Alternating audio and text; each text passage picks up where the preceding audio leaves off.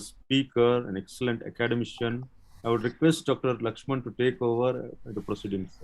Thank you. Thank you, Venkat, very much, and good evening to all of you. I'll start sharing my screen.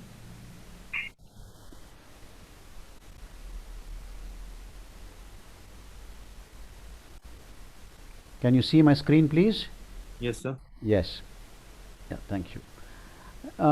Thank you very much. It is indeed a privilege and a pleasure to invite all of you for this virtual panel discussion on ethics in surgery. As our president said, it is extremely important that all of us are aware of the ethical issues that govern our practice as surgeons. But by and large, I am generalizing here, very rarely do we see ethics being discussed, being taught formally, or being discussed.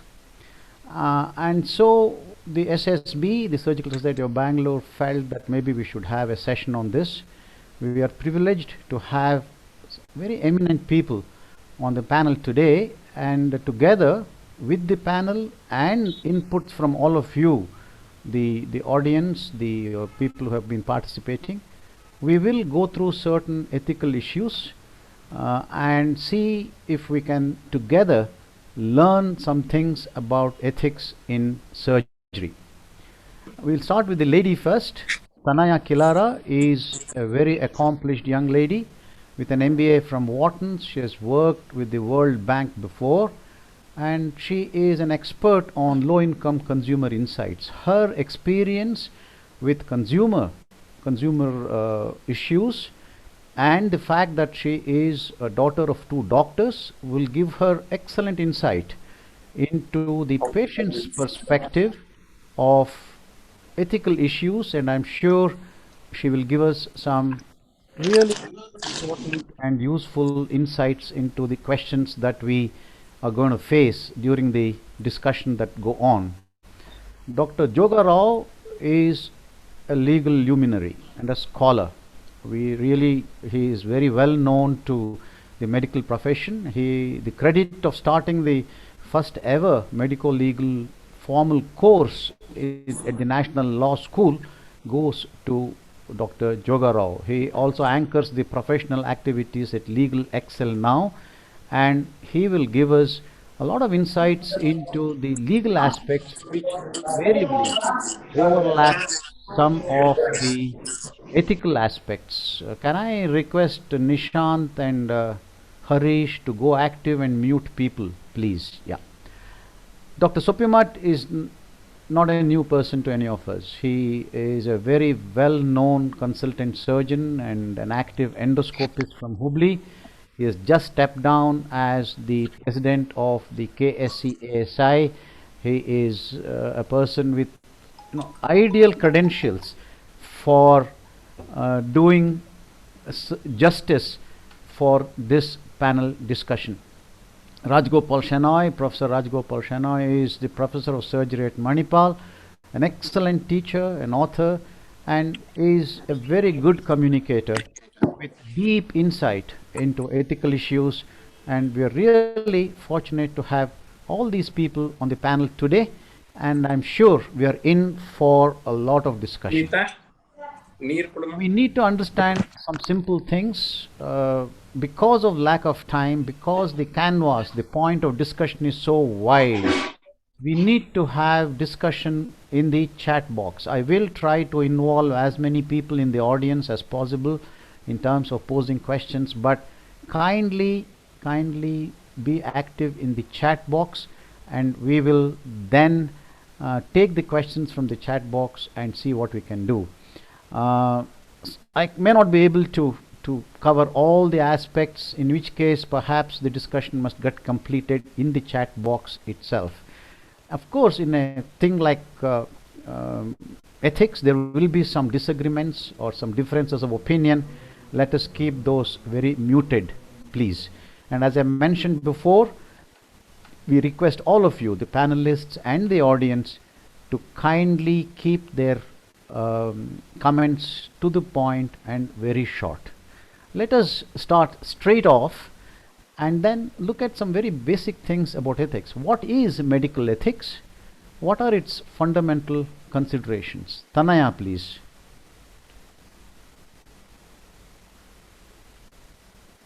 Can you unmute, Tanaya? Sure. Thank you, Dr. Lakshman. Yeah. You have asked the only non-medical person on this panel the most difficult question, but I'm happy to share, some thoughts more from a, layperson's perspective, and as someone who has, spent a lot of time in hospitals over the years. I think there's just a few things I wanted to say. First is really that I think medical ethics must center around the principle of do no harm. And whether that is harm to primarily the patient, but also I think, everyone who is involved in that, in the process. So, whether it's, all of the doctors assisting, all of the nurses, the patient, and then the patient's family, I think all of these end up being stakeholders in the entire conversation. So I think that's one thing I wanted to say from a medical ethics standpoint. And the other, which, I've noticed a lot, my daughter was in hospital for a while, and I spent a lot of time in the, NICU and PICUs. And I think what ends up happening very often in hospitals is that a lot of things are optimized for the doctor. And now, with the bigger hospitals, it's optimized for the, efficiency of the entire process. And, the patient in this whole thing gets lost a little bit. Even in, and some of these are ethical things. Some of these are, I think, maybe more moral considerations, but even things like, is the patient fully informed? Even if they're informed, do they actually understand what is being... we will get into that. Yeah, we'll get into that in a little while. So, Dr. Jogarao, how would you define ethics? Doctor, for me, it is a branch of moral philosophy reflecting on setting standards of professional conduct. That's how I view it in the context of medical ethics. Yeah. Sopimat?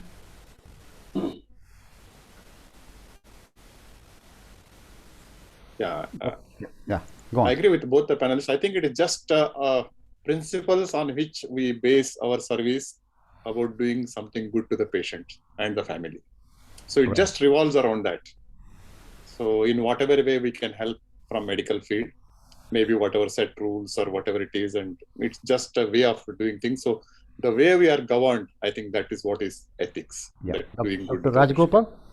Yeah, thank you very much. This ethics is something which is not really new, in the sense it has been written many years back. Before 2000, the BC itself, Hippocrates had laid down certain guidelines. So in a quick nutshell, what has been already discussed is something like what is right, what is wrong, what is good, what is bad. It all revolves around some kind of a honesty, some kind of a principle, some kind of a integrity, and some kind of a discipline. Even Hippocrates, we take an oath, and he said very clearly that should be some kind of a professionalism. You need to have a professionalism. So it's all that, together it forms what I consider as a ethics. Yeah, so of course, absolutely. Yeah, all of you, I think, hit the nail on the head. It is basically, I have put up 3 definitions so that we are very clear about what we're talking about. It is analytical activity in which concepts, assumptions, beliefs, attitudes, and emotions, all these things are considered in your practice.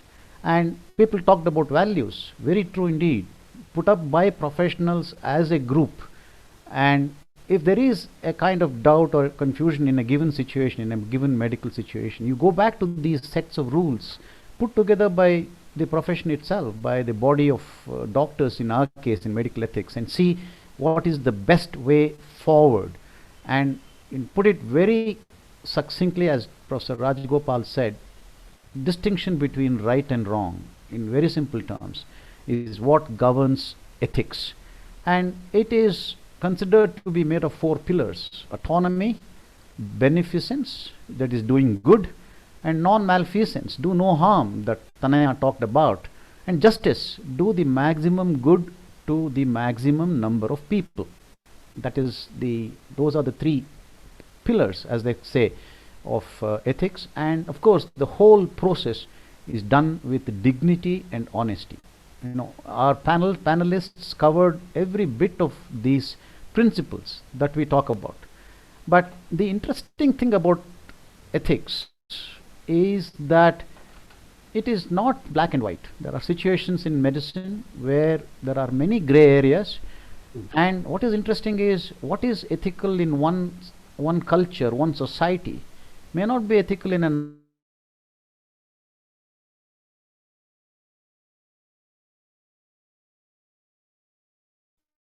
another society in another part of the world. And in the same society, they may not be ethical 50 years hence and may not have been ethical 50 years before. Say, what do you think about this uncertainty in ethics and how should we deal with it? Unmute yourself, please. Yeah. Yeah, I think it's a really good question. I think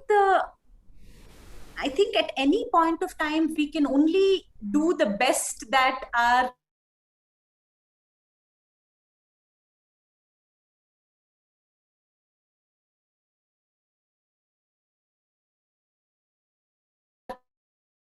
knowledge and the societal values at that point. And dilemmas of a wide variety of voices. So it's not just that there's any one person who's the arbiter of whether something is ethical or not, but that there is an ability to see this from different perspectives, and that should hopefully help us to get to a more sound understanding of at this point of time this is the best. Dr. Jogarao? Yes. Essentially, the premise and interpretation of what constitutes,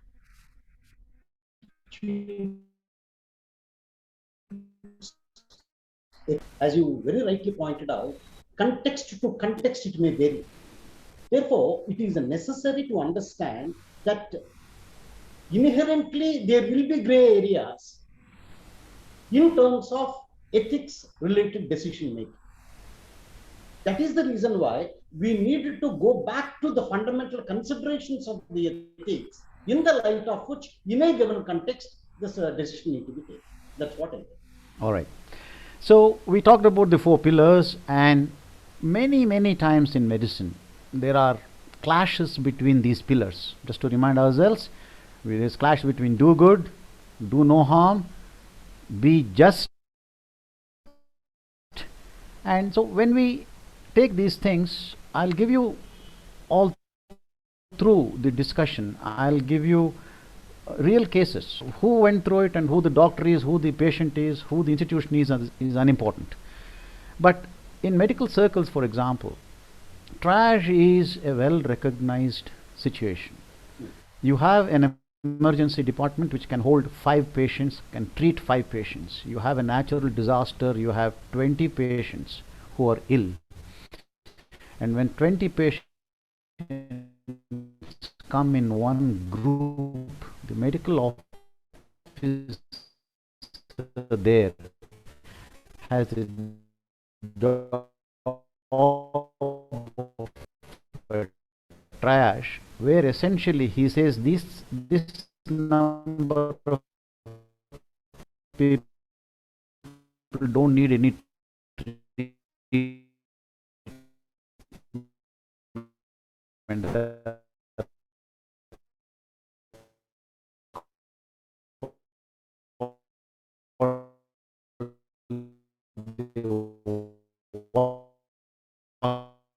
Wounded, they go away to beyond help.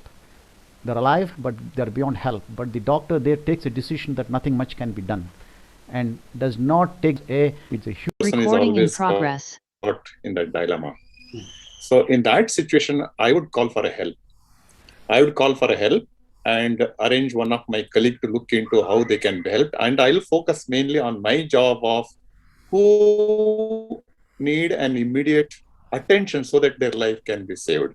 Yeah. So I would give that responsibility to somebody else to handle that situation. How, what, and all that I wouldn't bother at that time, because I cannot help at that situation. I would call for help and say, friend, you help me out sorting out this because I cannot help them out. You see how to deal with that.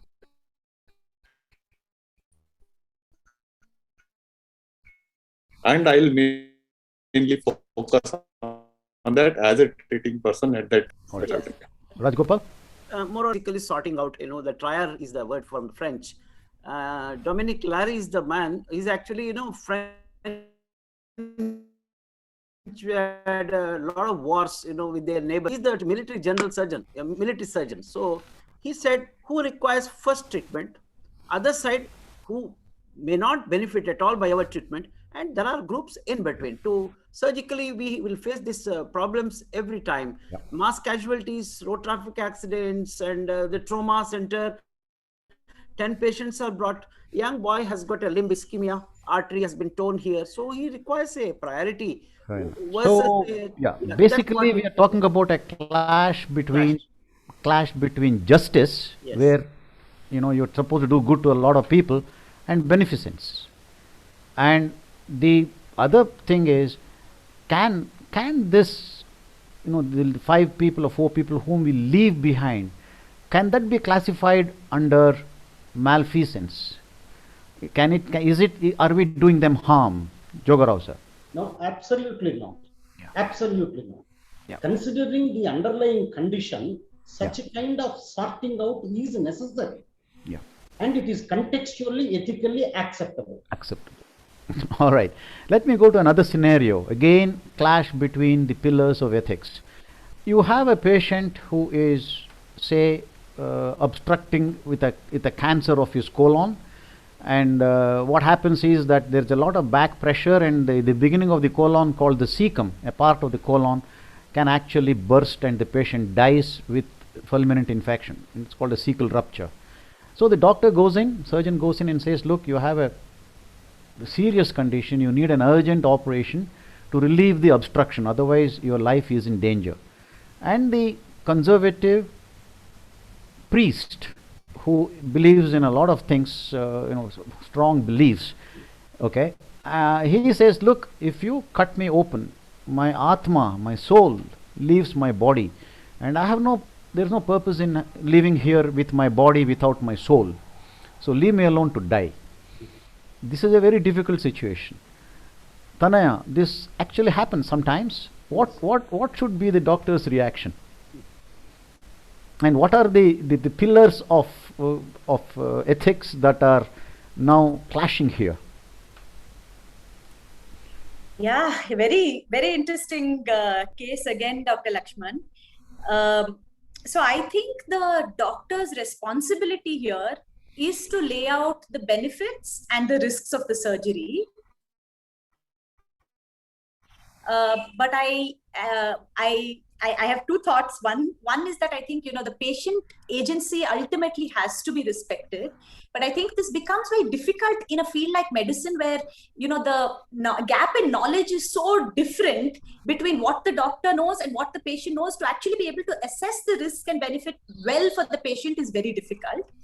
But I do believe ultimately, I think also doctors can actually be a bit creative about this, right? So I think some grounding in philosophy, in, saying, okay, actually maybe the Atma is everywhere and not just you cut it open, there's still Atma there. Maybe some of these approaches might help explanation to the work patient. with the patient. Yeah. All right. Jogarao? According to me, autonomy is one of the very important principles of ethics. When the patient is competent and conscious, the patient is entitled to take a call whether to undergo surgery or not. Suppose if that is not the condition, naturally the doctor has to look for various other factors. But otherwise, if the patient is competent and conscious, I think we have to go by what the patient wants. All right. And it is ethically acceptable. Okay. I'm taking a question from the chat box. There's one question, it says, that it's very difficult to say somebody will not survive. We're going back to the previous question of triage. Yes. It is true. There is a degree of subjectivity in this. And this is for Rajgopal first and then Dr. Jogarao. patient's relatives hold us responsible for the death. How do we face that as doctors? Are you there? I think connectivity is something. Connectivity issues. Sopimat, can you take that, please? Oh, sure. See, one thing is documentation comes into a lot of help here. Documentation recording the sequence of events. So one thing is that casualty should have a CCTV camera wherever you are dealing with such kind of situation. And second thing is, what is the clinical condition of patient? I need to document it well, or somebody else need to document on my behalf if I am engaged with something else. Because a lot of situation, I think this documentation has helped.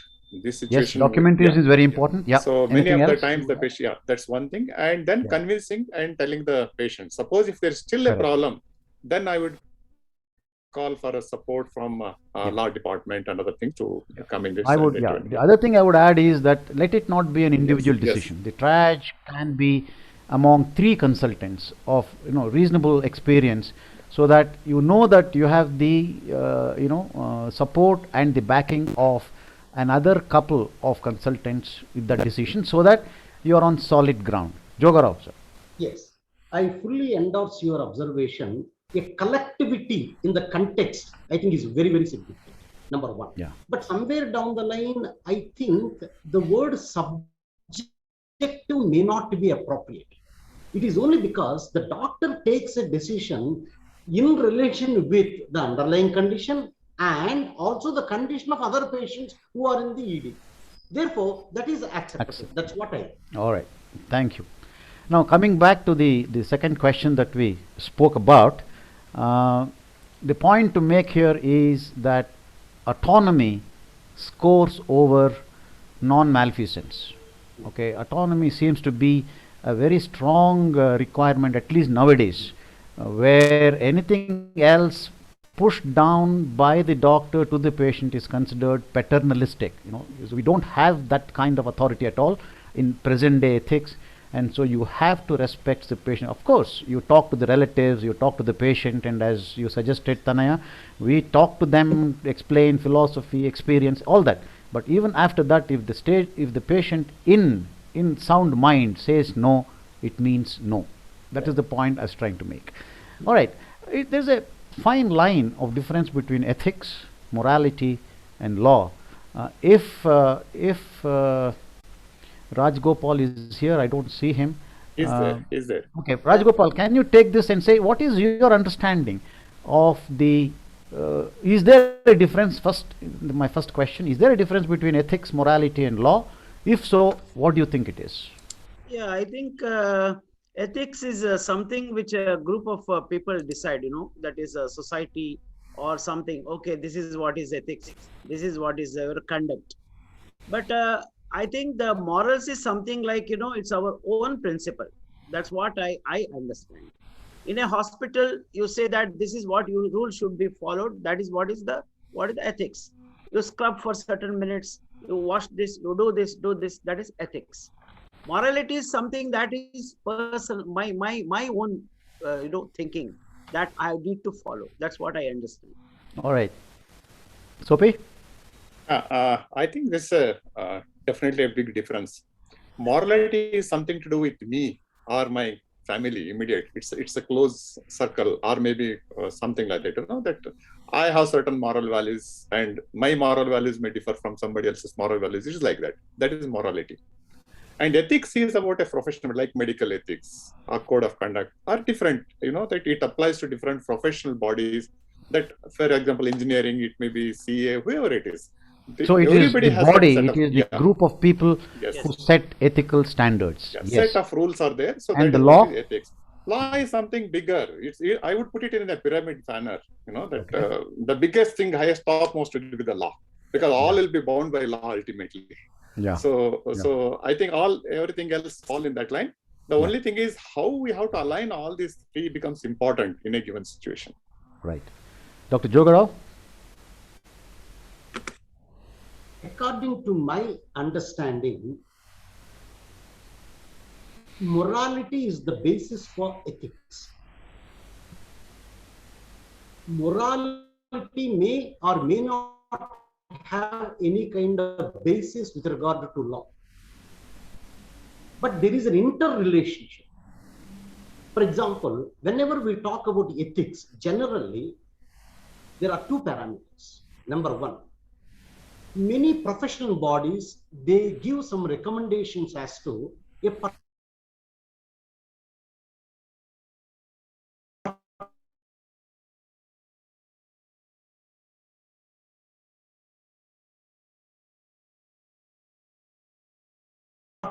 nature of conduct to be followed. They are recommendatory in nature. Ethics is nothing but a matter of law. For you, got the gist of what needs to be said. My only comment, is that the law is a basic minimum. Nobody has a choice. You have to follow the law. And in that sense, I believe that morality and ethics, what ethics is a law or a set of rules set by a group of people, like the ethical rules governing put up by the National Medical Council, for example. They give it to all the young doctors, and these are the rules that you have to follow. Morality is more individualistic. While morality cannot either put aside law or ethics, but it can be an individual moral decision. For example, a doctor has a right to say that he or she will not carry out an abortion. It is against my moral principles. And neither the law nor an ethical consideration of a body can force her to do it. Okay?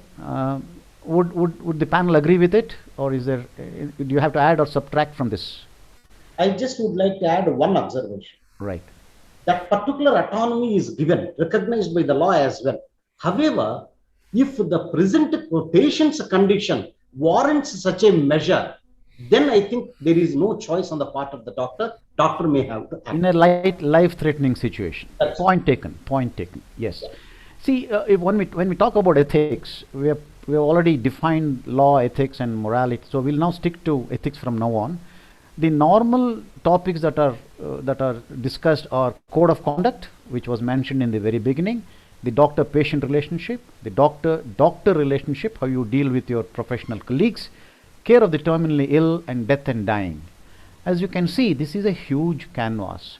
What we have done is that we will be dealing with the code of conduct and doctor-patient relationship today, and I think it's only the code of conduct, and we will deal with the other topics later.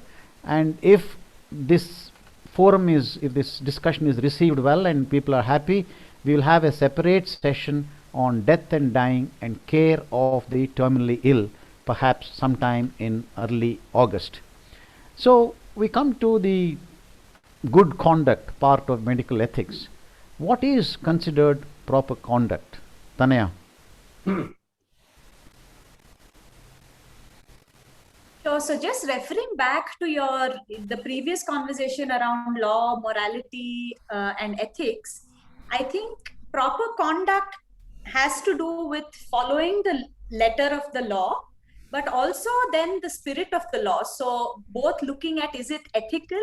And then ultimately, I think we all have to live with ourselves. So can you also behave in a way that is consistent with your own principles and your own moral standings? So that's what I would say proper conduct is. All right. Sopimat? Conduct is that we have these broad principles on which we are working. But how I use these principles in a given situation, how I make permutation combination, and how I properly take support of these to do something good to the patient. That is what is, I would put it in a broader sense, that taking advantage of all these principles and putting in the right perspective in a different permutation combination and adding my own principles and our professional principles to do something good to this. I think that is the way I would say that how I would use or carrying on, how I am going to carrying on with all these principles in a given set situation. So what I'm going to do is put some of these things that we all know has been defined from time immemorial, as Rajgopal said the other day, from Hippocrates to Maimonides, who is one of the great Jewish philosophers in the 12th century, to the relatively more recent World Medical Association of 1948. That was particularly important because it came soon after the Second World War, where some terrible experiments, medical experiments, were carried out by the German doctors, and so the world was really very sensitive to this issue, and they put out some rules. And the rules are very simple. I'm not going into each one of these in any great detail, but what it says is service to humanity, respect for teachers, maintaining dignity, put the patient first, maintain the confidentiality, and have no consideration for religion, race, nationality, or political belief when you treat a patient. Treat a human, he's a human being, and you put everything else aside when you treat a patient. And the restated Hippocratic Oath, again from the World Medical Body, then you see made one extra provision there, and that is about research, because people were before that, there wasn't perhaps a lot of research going on. There was, but there wasn't much attention to it, and so they found that there were certain things which needed regulation in research activities, and so they brought in a few more rules and said it must always benefit the patient and nothing else, and the confidentiality part of it was stressed further. All right, so that is the history of the way rules were laid out. But my interest and the discussion here is to really look at how easy or difficult it is to follow these rules. Not all the rules, but some of the important rules. It says treat the patient with the best of knowledge. Okay, we all presume that we keep in touch, we know what we are doing, we are up to date with our literature. But there is very genuine change or difference of opinion about the treatment for the same disease.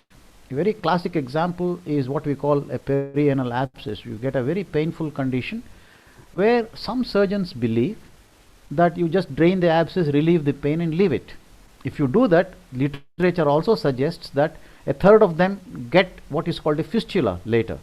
Whereas if you do a formal fistulectomy, do a full operation where you treat it as a fistula, the recurrence rate is 3%. This is the literature, and there is now question to Joga Rao. What should the doctor say? There is the best of knowledge. The problem comes when the patient takes one doctor's opinion and then goes to another doctor. It is his right to have a second opinion. The second opinion says, no, I don't think I should do a fistulectomy, just drain an abscess. And the patient feels that he has been in some way short-changed, even though it is both doctors are correct. What should be the approach in this situation? Doctor, when we mention about autonomy as a principle, I think there is one more related principle, the professional autonomy on the part of the doctor. Divergence in opinion, I wouldn't even say difference. Divergence in opinion cannot be a ground for either labeling it as unethical or illegal or professional misconduct. Therefore, we need to really appreciate and understand what is the context and what is the basis the doctor has taken a decision in a given situation. All right. Sopimat, what would you do in this situation? What would you advise the patient? I take an individualized call on that basis. Of course, I do explain the patient that I might land up only draining the abscess, or I might land up doing a fistulotomy, and these are the advantages, these are the disadvantages based on the situation. So I make him aware about what I'm planning to do. Suppose during surgery, I find that there is an internal opening which I can easily appreciate. There is a discharge of pus and I can see that it is communicating easily and all that, I might do fistulotomy. Suppose if I don't find an internal opening easily, though I know that it exists, but I would not struggle to find out an internal opening. I'll just drain an abscess and say that possibly a fistula forms, and later on I'll intervene. So this is how I'll individualize the treatment based on the patient problem. And I would have explained it to the patient before. This is what I would be planning for you. Yeah. Rajgopal, I'll give you a more tricky question. All right? No offense meant. You are the second surgeon that he comes to. And he tells you that the first surgeon has said that there should be a fistulectomy or a fistulotomy, and you believe very sincerely and very correctly also perhaps that it should be only a drainage. And how would you counsel the patient, and how would you deal with it when he says, look, the other surgeon said do a fistulectomy? Yeah, the only important thing here is a surgeon should have both sides of the knowledge of this, number one. Number two, he should need to have the evidence with him to know that this much is the recurrence rates. This is what will situations where you can do fistulectomy also. This is the situation where you can drain also, as Dr. Sopimat has told. So Yeah. from the best interest of the patient, by draining an abscess, which has relieved his pain in an emergency situation. All right. So that is what I try to convince him, and if necessary, I have done it also as put pictures to explain to the patient that this is what can happen. This, even if you have done a fistulectomy and drain the abscess also, you can develop one more abscess. There's nothing that it is the end, because there are many. So this is how I try to analyze. Tanaya, do you think that's a reasonable approach? Yes, absolutely reasonable. I want to add one thing.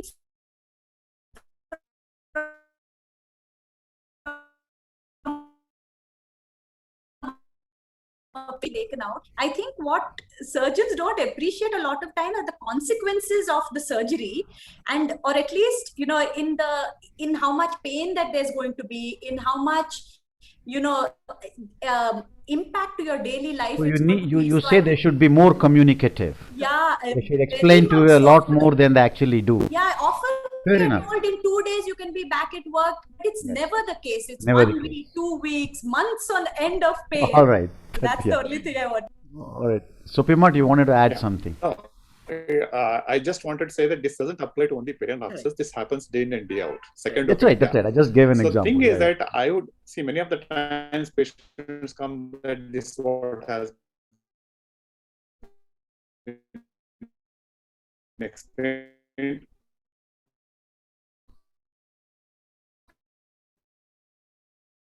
And sometimes they tell at the end that this is what I have been advocating, different choices from certain in my hands. Yeah. So I think I'll sum it up and say, have a detailed discussion, have a lot more explanation than you have otherwise.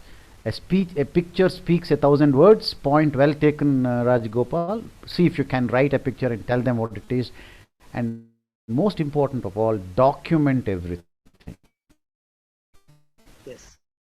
So that you know that you have said that. I have brought in a very important point. What about Google knowledge? What if that is the second opinion, third, fourth, fifth, all opinions put together? Jogarao. I know the times have changed, and the way. In fact, one of very senior doctors based in Bangalore told me, nowadays, seldom the doctor speaks. It is the patient who speaks. He starts with the diagnosis, possible options, surgery, this, that, everything. Then I finally say something, and I think that's the. I mean, it's absolutely in my gaining knowledge is fine. No, I have no problem at all. But that cannot be substituted for claiming any opinion or something. There are so many problems in that approach. One has to be to your skill and knowledge first, and then counsel later. I think it's a point well taken. One more factor which we have to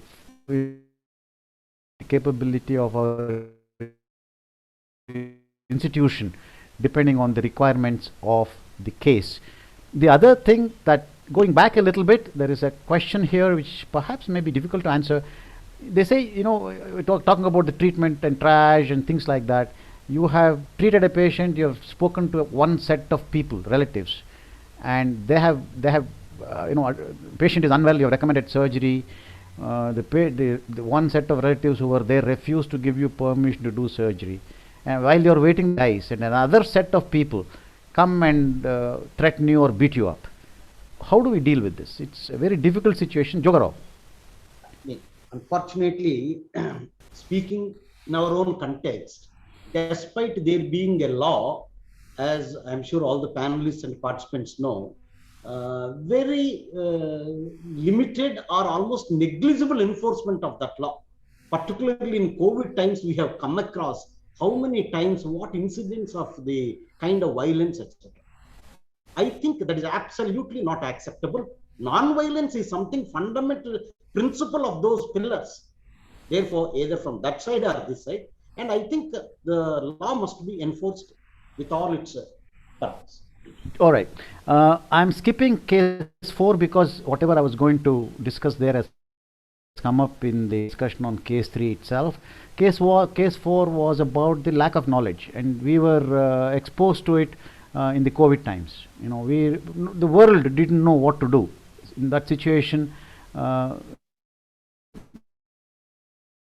The medical profession went through a lot, already been discussed. The second issue is about maintaining confidentiality. It is an extremely important issue. All of us doctors are aware of it, and we do maintain confidentiality always.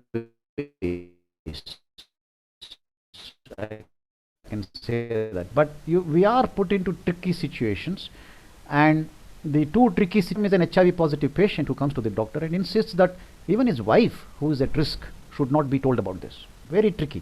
The second thing is about inheritable disorders. You know, there are certain things which are inherited, and either after marriage or even before marriage, when somebody comes and asks the doctor, look, is there anything that I can do to make sure that, you know, my daughter is not going to bear a child with this man with an inheritable disorder. Okay, when such things are done, and when you actually look at one patient, the husband in this instance, and you do find something which is perhaps risky, how do you approach this in communicating to the wife? Should we tell them? Should we beat this rule of confidentiality and tell these people, or should we look at the patient's autonomy, his rights, and the need for confidentiality and keep quiet? Tanaya.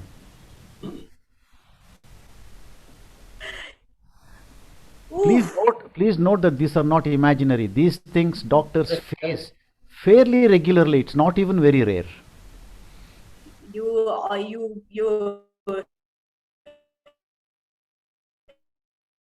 It's a difficult. I think, and then what I think I would do if I was in this position, I'll say both.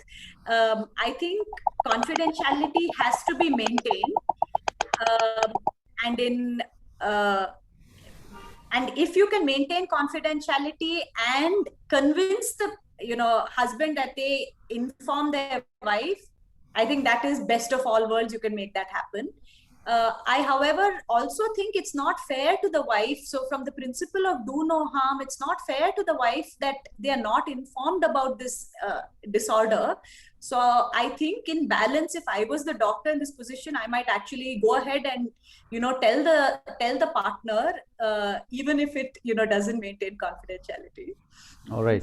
Can I bring in somebody from the audience? Dr. Professor Guru Shantappa, can you unmute yourself, sir, and tell us what you think we would do in this situation?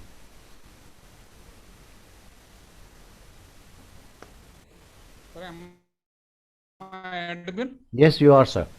Yeah, it's a difficult situation, I can understand. But I'll be honest with myself, informing the closest the person possible. If I feel, yes, it is going to cause a problem in future to the relatives, so I'll find out who is that person, who is close to him, and for whom it is going to be affected.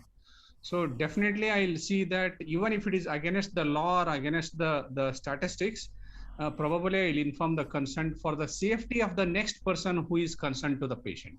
Right. Dr. Maitri has a hand up. Can you unmute and speak, please?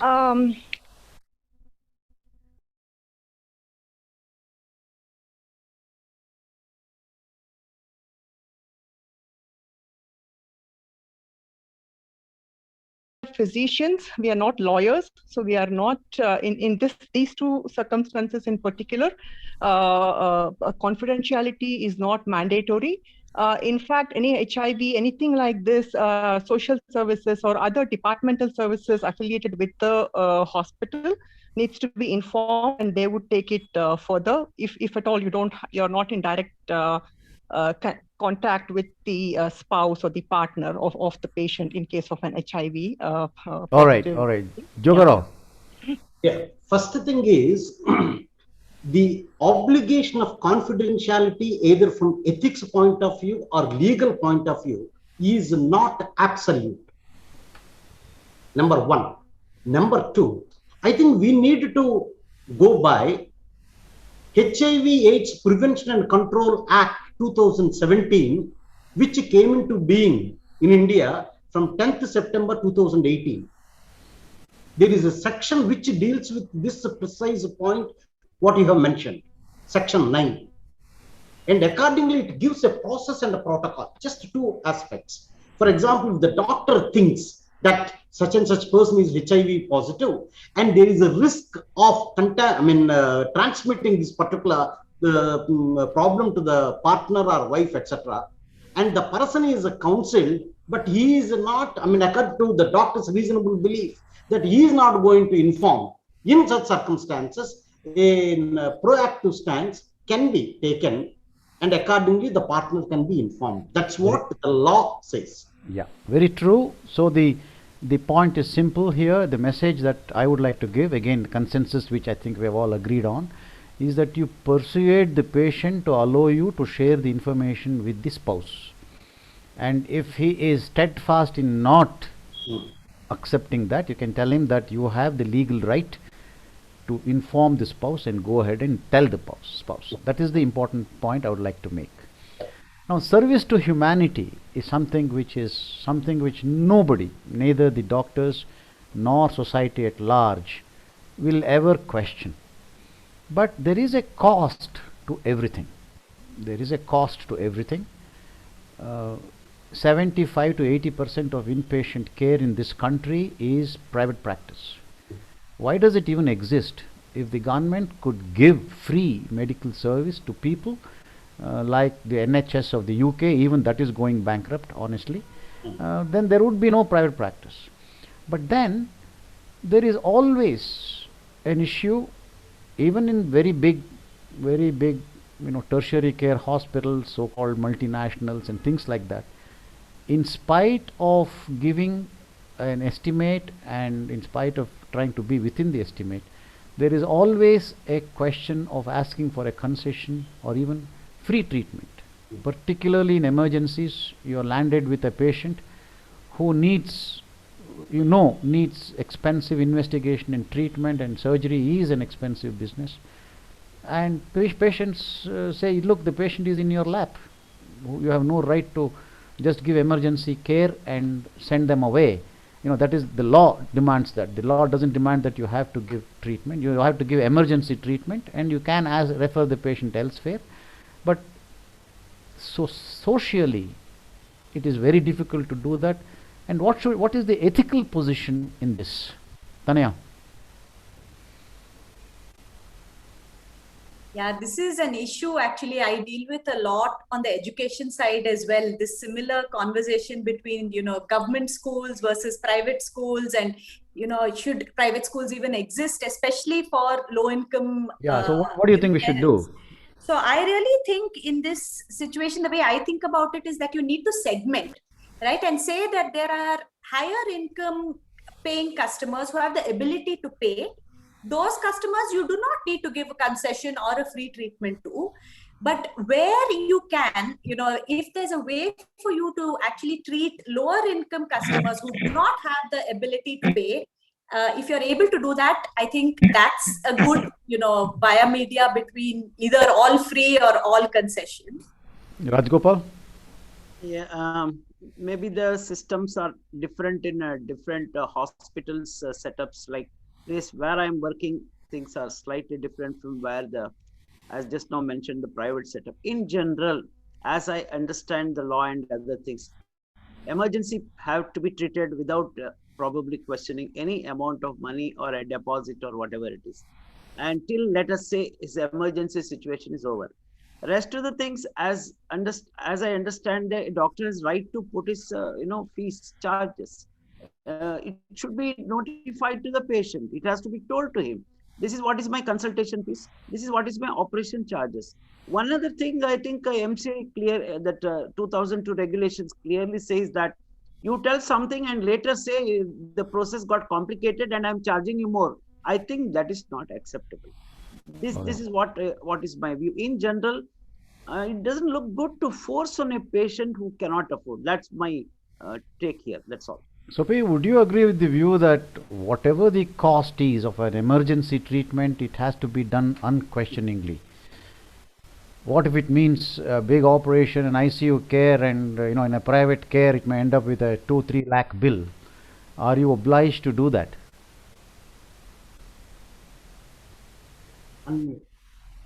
Unmute. I can't. Yeah. I think it basically boils down to the kind of trust, because as Indians, the bargaining has crept into each and everyone. Even the richest of the richest, they will come, sir, yes, kadime madtare, means how much you can reduce. So that kind of culture I am been discouraging. In the initial phase, I say, I have no concession policy with me. If it's okay with you, you get treated. That's one thing for the affordable people. But you are talking about the other set of people. I can forego, it depends on the patient trust and the confidence and what I can do in that situation. Basically, it's more of a the relation between how I relate to the patient and how they relate to me, and how much risk I am willing to take and how much this one they are willing to take. Most of the situations, I may forego part of my professional fee, and sometimes completely. But it is less common that the hospital expense is foregone. Some concession again is there. It's like a ladder. In some patients, the hospital also can cut down to some extent, but they will say that, look, this is the amount what I'm spending from my pocket.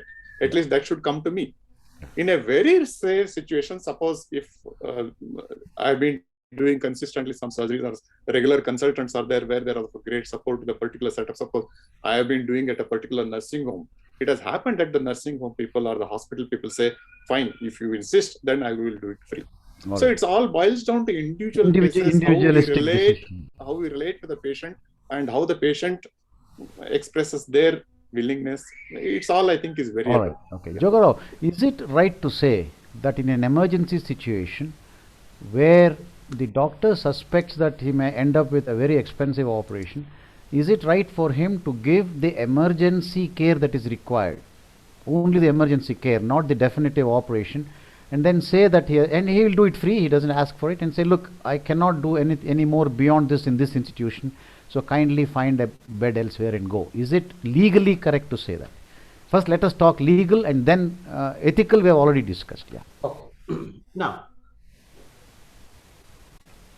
in Karnataka Private Medical Establishments Act is in force, and there is a provision which says very clearly, in the case of emergencies, the hospital cannot seek or ask for advance. Not only that, there is one more provision. You can't even say, in case of death or in case of other thing, the person cannot be discharged, the body cannot be discharged. I think that is the legal way. Correct. Now, your question is slightly different. Yeah. The question is, no, I am in a position to do this is what, but beyond this, it cannot be. In my opinion, interpreting that particular section, it is not violating that provision. That's what I think. Okay. Siddesh, your final comment on this, please. Siddesh is our National Vice President. Yeah, good evening, everybody. Lakshman, it was a really interesting topic, and the question what you posed, I was typing an answer to it, in fact, in the chat. See, I will tell you, in a practice, we do come across a certain set of patients because of the situation, what they are, we will be forced to give the treatment without charging them. But I think we need to look at much bigger perspective as for practicing profession. A certain percentage of it definitely will not come back as a remuneration for you. So that margin we need to keep as the whole of your profession than looking at one individual patient. This will be a very, very small percentage, Lakshman, I will tell you. Ultimately, the money will come back to you in a good faith. Yes, that's a very good point, well made. You're being paid in goodwill, and it'll always help. Now we go to the next of the tenets of good behavior. It says, pass my skill on to others. And for the first time in the whole of the evening, we are not talking about patients. Patients are involved in a peripheral manner, which I will come to later. But it is not very common that you find surgeons holding hands to youngsters and seeing them through operations. Okay, I say this knowingly, because we have seen many people who have come out with degrees and who are unfortunately not confident enough to do operations on their own. The point is well taken that 3 years is too short a period for that to happen, and so there are, the association and others are thinking about it, and they're going to have hopefully official what is called mentoring, where the senior surgeon stands next to the youngster and helps him operate. It has been scientifically shown that it is a perfectly safe thing to do. It does not affect the patient adversely. But there are two questions in this for our panelists. The medical part of it, surgical part of it, to Sopimat and Rajgopal. Are you convinced that enough mentoring is going on? If your answer is no, what do you think are the reasons? And the second part of the question, I will pose it to our other two panelists after you answer this. Sopimat, please. As I already pointed out, that it's not happening the way it should have happened. The reasons are multifold. The first one I would say is that there is a dwindling number of cases which are flowing to the major institute, the common problems, what it used to happen earlier. Say, let us take our own institute in Hubli. The number of cases what you used to see, and the variety of cases, the basic surgeries and all that, where you could teach the first step, second step, third step, like, minor surgeries, then something bigger. So that kind of... Sorry, Sopimat, we're running short of time. So, yeah, sorry. Dwindling number of surgeries. Okay, yes. What else? Dwindling number of surgeries, varieties. And second thing is the increased number of postgraduates and the staff number. Tremendous increase in number of postgraduates, yes. And third thing is the mindset of the teachers or the mentors. And fourth is the reciprocation, because they would like to give it to the student who is hardworking and who is receptive, who is willing to learn. I think this is a mutual. There is a lacuna there also. Yes, absolutely. Yes. Very well made. So these are the things which I would look into. Yeah. Of course, now the last is the patient expectations that you only should do. Correct. Don't give it to others. This was not there in the earlier days, but now it is coming. So these are all the factors. Yeah. Rajgopal, you have anything to add to what Sopimat has said? More or less is similar, but no uniform standard of selection of neither students nor faculty. The faculty should be interested to learn, interested to teach, and a student should be interested to learn. Because of some criteria, after doing MBBS he has done, then he is joining. And adding on to other things which have been already mentioned, all this is adding on to some kind of that we say that mentoring is probably not happening. I think. All right. Okay, we'll come to the other aspect. We can talk a lot of time here. I see that we are already a little behind time because it's a very vast subject. Dr. Dalvi has raised his hand. I'll come back. I've seen that. Yeah. So, but as I said, we will discuss it again, perhaps in another forum in greater detail. Can I bring in Dr. Dalvi, please? Please unmute yourself, sir. Yeah. Thank you and good evening. Congratulations, excellent deliberations on a very important topic. Thank you very much, sir. Dr. Dalvi is our National ASI President. Very nice of you to attend, sir. Thank you very much, and your comments, please. Your request, I have to Thank you, sir. Anyway, I would only say that to cover ethics, morality, law is something different. You get into the patient's shoes every time you see a patient. It helps you to read the mind of the patient, whatever it is, disease, economics, whatever. Tell the patient everything that is within your knowledge, including the relative. If the patient is HIV positive, you're doing nothing wrong. Give examples to the patient in a way that patient understands what is the problem. And I don't think there will be any patient, unless really rigid, who will refuse to your advice. And never over talk second opinion. If somebody has given first opinion, add on to it and you will always succeed. This is the way I would like to summarize everything that has been talked right now. Very nice. And regarding your last question, it's not only increase postgraduates, but their 3-year curriculum we cannot as teachers complete the advances that have happened in surgical field. And that is the biggest bugbear. And that's why we are trying to start some advisory to people in high offices to extend this course in a manner that everything can be tutored the way it was in the past. Thank you so much. Sir, very nice program. Thank you very much, sir.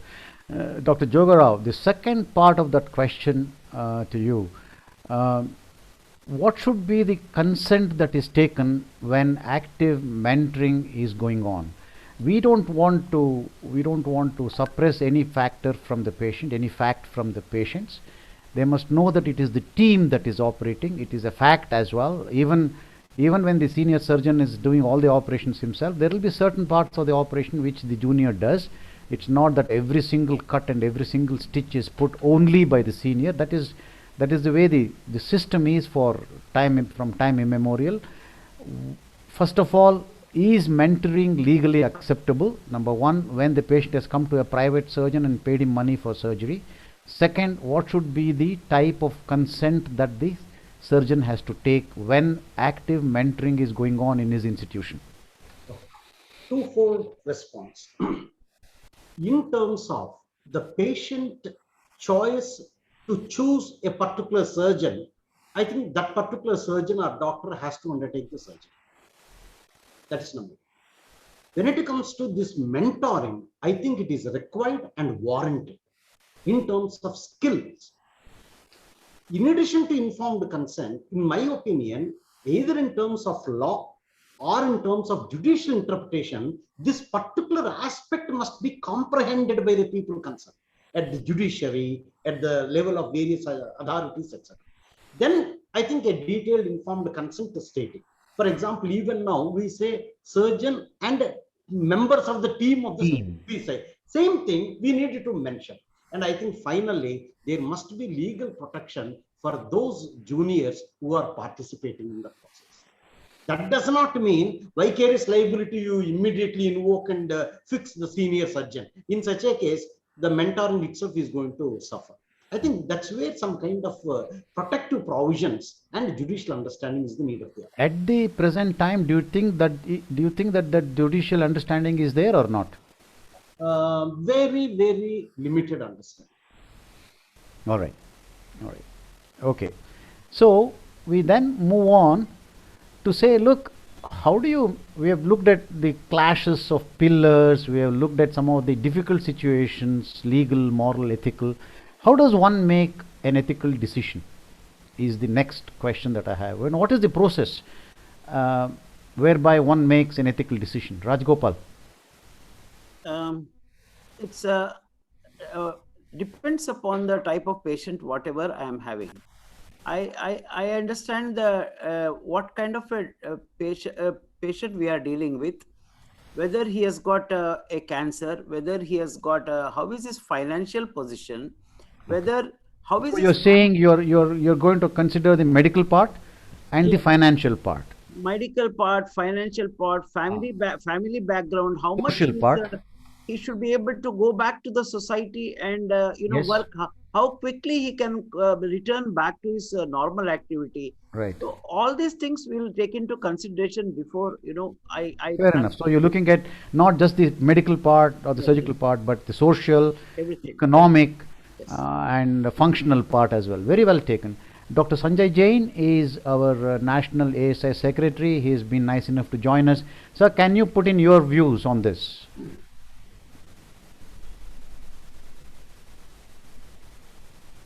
Can you unmute yourself, sir? Can you hear me? Shivram, are you there? Can you come in, please?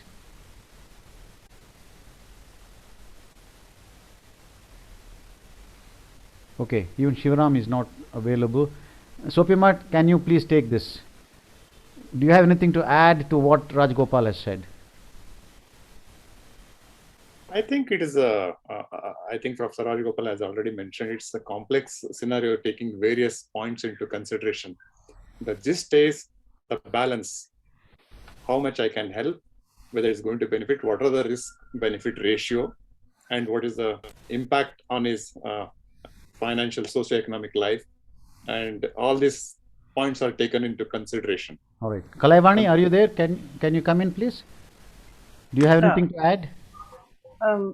Nothing much, sir. I think Rajagopal sir has given all the points. Yes, we have to explain everything, including the things about the surgery, their financial, but that also should be within our limitation. There are some limitations where we cannot take decisions because we work in institute. Yeah. So that should be. Yeah.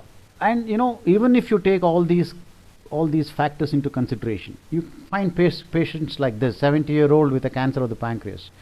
You know that you're not going to cure him, okay? And there isn't a smaller procedure like an endoscopic procedure which will relieve his symptoms. He's in pain, and you have to operate, but you know that there is a 10% chance that he may die. It may be a little lower in some specialist institutions, but as we said, in your institution, the best of help that you have, there may be an average 10% chance of death. Now this is a question for Tanaya. Now you know that if you leave him alone, maybe with painkillers, he may live a few more months, but when you operate, you put him through the risk of 10% of death soon after surgery, but you prolong his life by maybe a year or two. How do you make an ethical decision as a doctor, and how do you put it to the patient for him to make a decision? Yeah, this is one scenario I've heard a lot of conversations in my house about. You should. My father used to always say the way to judge this is really to look at quality of life. So it's not along any other dimension. So there's no point prolonging his life for 2 years if he's going to be in the bed and can't, do any of the activities he wants and is in pain all the time. It might be better to actually leave him alone at that point, or so I think we have to look at what is this patient's life, what quality of life, how would they define quality of life, and then take this decision. Excellent point. Ramakrishna, do you want to come in and add something to this, please? I have already put it in the chat box. Okay. It is better if we think the patient is our own very near one, wife, father, mother, like that. Yes. What I would have advised. If I Yes. advise the same thing to the patient, I will be ethically right. Yes. Dr. Dalve has put even better is think patient as you only, Yeah. rather than your own. Correct. Then you will be right. Yeah. So at that time, our decisions will be correct and ethical. All right. So the point we are making here is that it's not just a surgical point. In fact, Rajagopal made this point very well. You have the facts about the case. You have a question. What is it that you can do to help him? Then give a value context to it, which involves social, ethical, and as Tanaya said, the quality of life as well, and then take a decision. That would be the algorithm through which you go through. And there are what are called ethical tests. We don't need to go into it in detail, but the point is, you must pass the test of impartiality, and that is where the equality comes. And as Ramakrishna, in fact, my next slide is going to show exactly that. It's going to show exactly that. You think of, it must be impartial, whether it's yourself or your sister, your mother, your brother, your father. Would you do it to him? And if you say that you would do it, then yes, go ahead and do it, and you will be ethically correct. It must be universal. Universal may not mean all over the world in this context, at least in your little world of your city, your town, because facilities and things like that may be different in different places. Under your circumstances, is it okay? And justifiability. You must be able to justify it and say, look, this is what would help the largest number of patients in this context. So if that is the case, you can do it to this individual also. Can I get Guru Shantappa sir? He has raised his hand.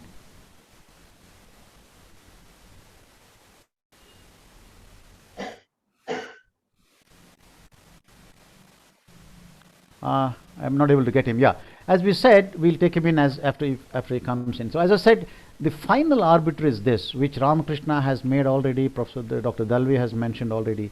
A decision that sees the patient as a near or dear one cannot be far wrong, and that is something we must always bear in mind. All right.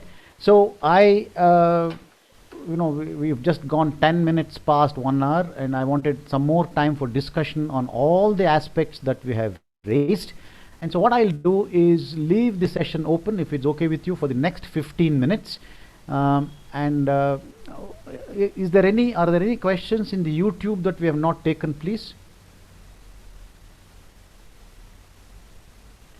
Wasim, if you're there, if you can put it on the chat box in Zoom, we'll do that. Nishant, if you can tell me if we have left anything out, any questions or any aspects that we have left out in the chat box, please.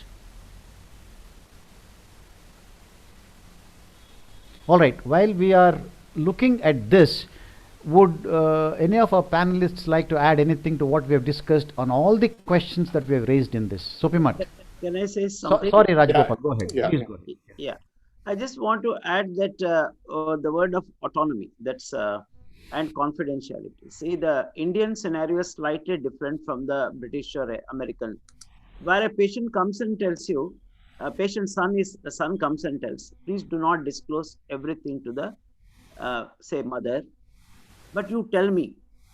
So in that scenario, what normally I will do is, I will tell the patient, that's a mother, see, your son has told like this. I'm going to tell everything about your disease, treatment to your son. Is it acceptable to you? That is what I always do. And this is very well, this is specifically, it's accepted in our kind of a scenario. Most of our patients... We are discussing it in detail in the next session, Rajgopal. Sopimat, you have anything to add? Just about the treatment aspect, what you mentioned about the pancreatic cancer, colonic cancer, all these things. More and more off late, since some years, I'm making partners and the relatives. I'm making the patient and the relatives as partners. I put them open. These are advantages, these are disadvantages. This is a risk of this complication, this happens, and these are advantages. And I allow them to make a decision if possible. And of course, sometimes some illiterate people come, they say that we can't think about that, that situation is different. But if they give me a liberty to suggest them, then I go a step forward. Then I put them, these are advantages, this is the positive thing, these are the negative things. And together, I think we can make a better decision, which is much more acceptable nowadays in any given scenario. I think that's what is adding to taking the patient and the relatives into confidence. And second thing, of course, the patient also most often, as Professor Shranay said, I went to explain to the patient and relatives, together we take. And next is we usually ask them that who is the person who is responsible, whom I should keep them updated every day about next. Rather than every new person coming next day asking me, we don't know what is happening, like this. So we take a signature that who is the person responsible, whom we should explain.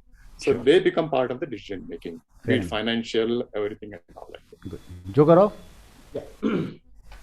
Ms. Tanaya mentioned about quality of life.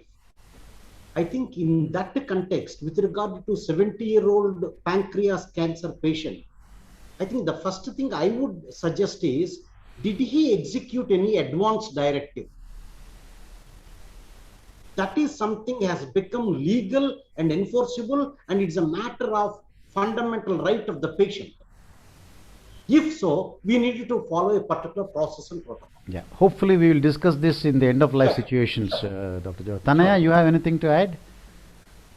The only point I want to add is, because I'm trained as an economist, is to think about incentives. So especially for an industry, a body like yours, a surgical association, I think to also, rather than assuming people are going to do the right thing, are we setting up the incentives so that it's encouraged for the right thing to be done, especially, whether it's in that mentor-mentee situation or any of the other situations you discussed, actually thinking about what the incentives are. Yeah. Arvind Patel is here, I think. Arvind, do you want to come in and say, I have two questions on this, on what Tanaya said. Should we consider healthcare an industry? I know the world is doing that, but should we really do that? And do you really expect doctors to be incentivized for good conduct, for ethical behavior? Is it right to say that? No. I see a little disturbance in Tanaya in her view. Did I get it wrong, Tanaya? Go on. No, I just wanted to say whether either there are always incentives at play. So we can either actually, be thoughtful and design something. Otherwise, the normal incentives will just take over. And if the incentives will be money or status or whatever that incentive is already take over anyway, whether you call it that or not. Exactly. Point taken. Arvind, come in, please. No, sir, I don't want this to be treated as industry first thing. Okay. And regarding incentive, this thing, just recognizing the thing with professional bodies is the one which I feel is the right thing. All right. So you think the incentive should be some kind of recognition and not monetary? Yes, definitely. Point well taken. Guru Shantappa, sir, you raised your hand. Sir, just I wanted to make 2 points. Yeah. Sir, one about the advanced disease treatment. Advanced directive. Okay, sorry. Advanced disease treatment. Yeah, go on, please. Yes, sir. If the patient is coming to me with all the faith that yes, whatever I'm going to mention to him and he's going to follow, looking into the details, the example which you have given, I'll straight mention that yes, whatever we are going to do on this for this particular disease, it is not going to help him out. Even whatever the palliative in the form of chemotherapy or radiotherapy, even though it is not my specialty and referring to someone else, I'll think twice, because once you refer the case to someone else, he may not be having the same way what I am thinking in terms of. Yeah. Either I will choose a person where he will think the way what I'm thinking and he will convince him, or otherwise not to go anywhere, like in the sense, yes, this is the best possible, just symptomatic, manage him with your own praying and other things. Okay. That's what honestly I will tell them. One. All right. And about the mentor and the mentee, I thought somebody will mention the percentage. It is both of them which will contribute for the poor outcomes. I'm highlighting poor outcomes because ultimately all of us are interested in the best outcomes possible with these two categories. But for poor outcomes, both of us are contributing. Maybe percentage, if you ask me honestly, probably 60-40 from mentor to mentee. Because many times whenever we are students, even when we were students or whoever the student, he comes as for the training or whatever, most of them have got the intention of doing something excellent. Most of them. It's a lack or the unfortunate sometimes that they may not get the good mentors. So I feel as a student, if you get a good mentor, it is his luck. So both of us are contributing for this outcome. So all of us should recognize what is the percentage, and if we can get corrected at the earliest, probably we will have the good outcomes. It is better. It should not be too late. All right. Thank you, sir. Point taken. Kalaivani, you have your hand up. So this is in relation to the same thing that I put it up. The case with road traffic accident, a young boy. How he died because the patients and we discussed that, right? I want a few clarifications on that. Please go ahead. Yeah. One is, if the patient was conscious and he agrees, but patient's attendants do not agree. So what do we deal with? What do we do? Patient is unconscious and attendants are again not agreeing, because if patient was conscious, probably would have agreed. That is. And when do we take the management's decision, like the higher authorities, to go ahead with the treatment, even if they agree or disagree? Yeah, I mean, in the light of what we have discussed, I'll answer straight away. You have to operate on this patient.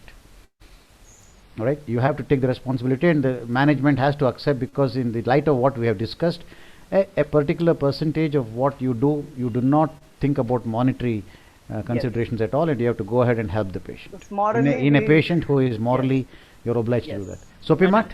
Thank you, sir. Can I say something? Yeah, please. Yeah, sometimes what happens is patients are brought by police people. They don't have any relatives. Road traffic, some accident has happened near some place and brought with a liver injury, and patient is conscious, but he cannot understand anything. So slowly he is going for hypotension shock. The medical superintendent has got a full authority to do that. That's right. The patient comes first. Yeah. Sopimat, you have your hand up. Yeah, I just wanted to make a comment that the fact that we are sitting together and discussing on these issues itself means that we are lacking something. That's the first thing which I want to make a comment. Second thing is, it should come as a curriculum in the medical school and teaching, where we teach them how to operate, but not about ethics. We don't talk about all these things. I think this needs to be stressed in the medical college and in the mentorship. I think that's very, very Thank you very important much. in our curriculum. I have left And the. Oh, sorry. Go on. Go on. Go yeah, on. yeah, I'm just doing it. And second point is that if it were to be robotic surgery or laparoscopic surgery, probably the attendee would have been more than 100. I see that hardly it crossed 45 at any given time. That itself speaks the interest in our people. Either I assume they know everything, or they are not interested. One of these two things, which tells me about this. This is the thing. Yeah. And third thing is, I do not agree that we should start incentivizing people in any profession, not only a profession, for doing the right thing, what they're expected to do. Then where are we landing? All right. See, if we start incentivizing people for doing the right thing in our profession, I think somewhere it speaks something wrongly about it. Last, my compliment to all people who are attending this, because of such people and your interest that we are still discussing this. And I'm very happy that I don't know about other profession, at least some of us keep talking, you have taken the lead, and I must compliment all the people who have attended this, that they have real interest. So we still have a large percent of people who are really interested in this kind of topics. So I must compliment all of you. Thank you. Thank you. We are running out of time. I really think we should stop here. I'll take the last, just one sec, Harish, don't stop it yet. There are 3 hands up. Please keep your comments extremely short. Siddesh, please. Yeah, thank you, Lakshman. Sorry. My point about mentor and mentee is that it should be by act of yourself, because medical curriculum is more than 5.5 years long. If your mentor is following it, he has to set an example, they can copy it. Than making it as a part of the curriculum and keeping a theory class on it.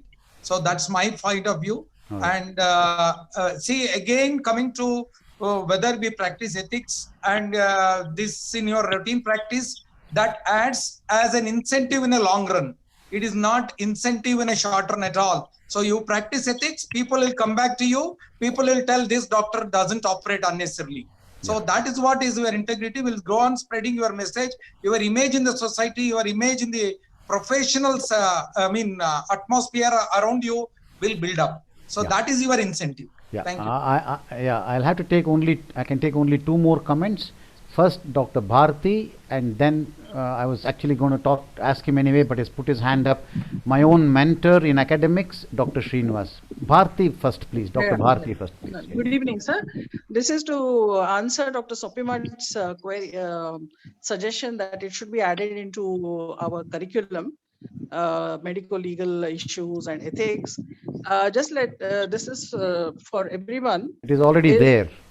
Yes, it is. NMC has suggested this, and recently we have formed a panel, and I was heading the committee for surgery PG new curriculum, and we have made these suggestions to include medical, legal, ethical, and research training. Yes, I was very pleased to see that, and in fact, I have also been asked to make some modules, and we have worked on it. Thank you very much, sir. Closing remarks to Professor D.K. Srinivas, who was the chief of the curriculum development cell for many years at RGUHS, and as I said, he was my mentor as far as academics is concerned. I'm very glad you joined us, sir. Your closing remarks, sir.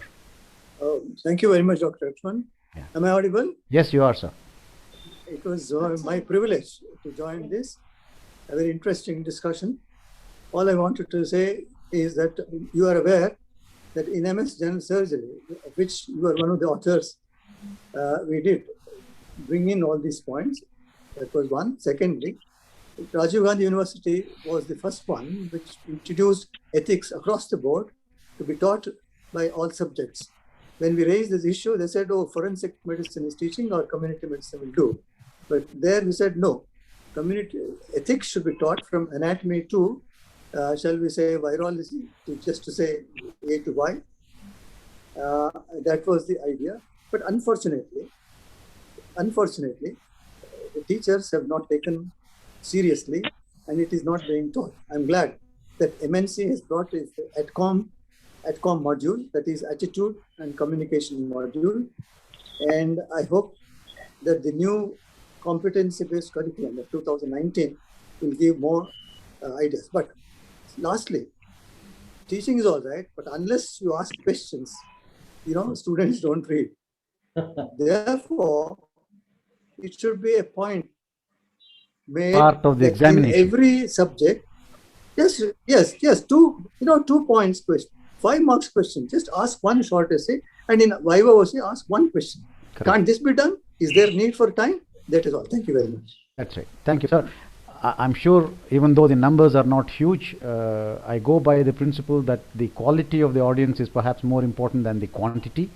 I must first compliment our audience because they were excellent. We have had very good discussion. We have had absolutely no negative vibrations whatsoever, and I must compliment the audience. My panel has been exemplary.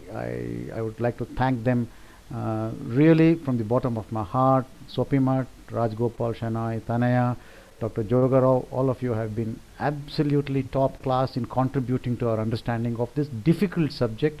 I hope that we will have many more regular such interactions. As we have said, there is a need to sensitize our people about the need for these discussions, and hopefully this will happen on a regular basis. Thank you once again, and I look forward to meeting all of you again in similar sessions elsewhere. And finally, I thank the Surgical Society of Bangalore for giving me and my panel this opportunity for today. I would like to remind the audience and all the panelists, everybody concerned today, to do 2 things, please. A, give a very candid, open assessment of this session, and if you would like any changes, additions, deletions, alterations or whatever, kindly feel free to communicate with me so that we can improve the program as we go ahead. And B, spread the word about this to your own friends and see to it that more and more people participate. Thank you all once again. Back to Harish for his final comments. Thank you. Yes, sir. Thank you, sir. On behalf of Surgical Society Bangalore, I thank Dr. Lakshman, sir, for moderating this wonderful session. This is the need of the hour, sir. I thank all the panelists for your input. I thank Dr. Abhay Dalvi, President of Surgical Association of Surgeons of India, Dr. Sanjay Jain, Secretary of ASI, and Dr. Siddesh, sir, from ASI, for your active participation. I thank one and all who have participated in this program. Please join for the next program. So now we'll stand for the national anthem. Yeah, just give me a minute and I will play the national anthem. Kindly stand up for the national anthem, please.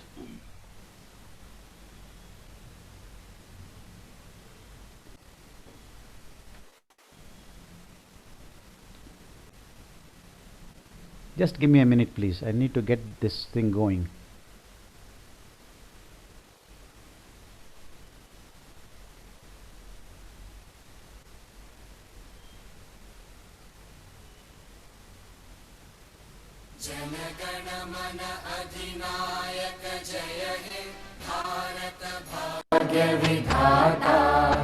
Punjab Sindh Gujarat Maratha Dravid Utkal बंगा विंध्य हिमाचल यमुना गंगा उच्चल जलधि तरंगा तव शुभ नामे जागे तव शुभ आशीष मागे गाहे तव जय गाथा जन गण मंगलदायक जय हे भारत भाग्य विधाता जय हे जय हे जय हे जय जय जय जय हे. Thank you very much, ladies and gentlemen, and good night. Thank you.